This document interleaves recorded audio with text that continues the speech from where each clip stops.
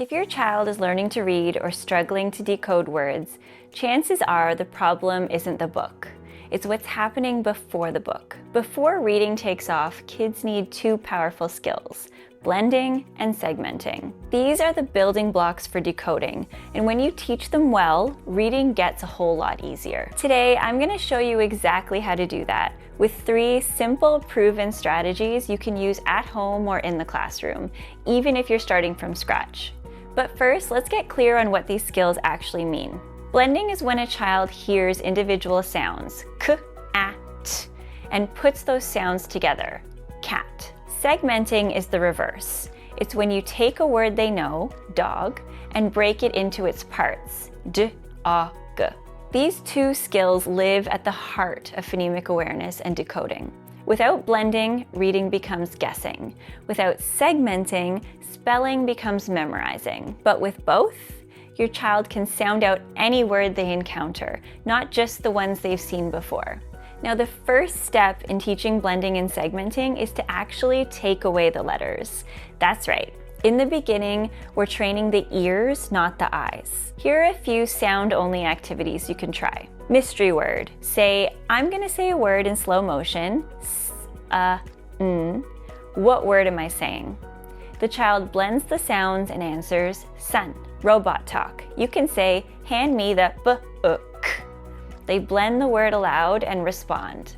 Clap and tap. For segmenting, say mat and ask your child to tap out each sound with their fingers.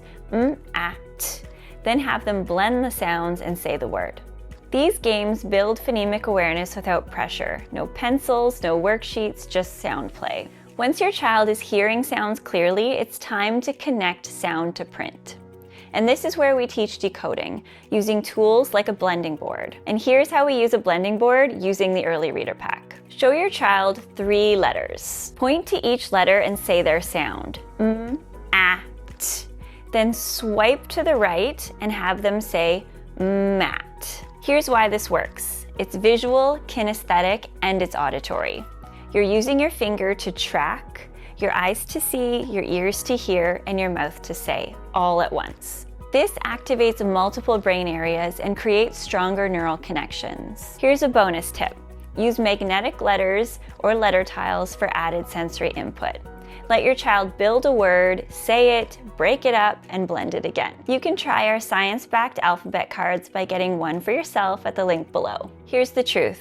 If blending and segmenting only happen during reading time, your child won't internalize it. The secret is informal practice woven into everyday routines. Here's an example of a routine you can try in the morning.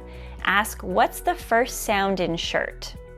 Or, can you break up the word brush? At snack time, try saying, I spy something that starts with g. Or, can you blend these sounds? G, a, p. At story time, pause during reading alouds and ask, what word is this? It. Can you tell me the sounds in hop?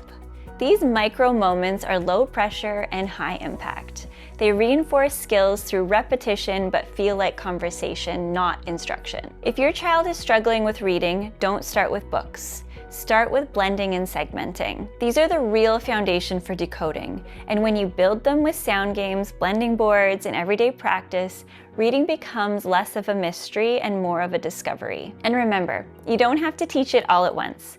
Just start with one sound, one word, and one moment. You've got this, and I'm here to help.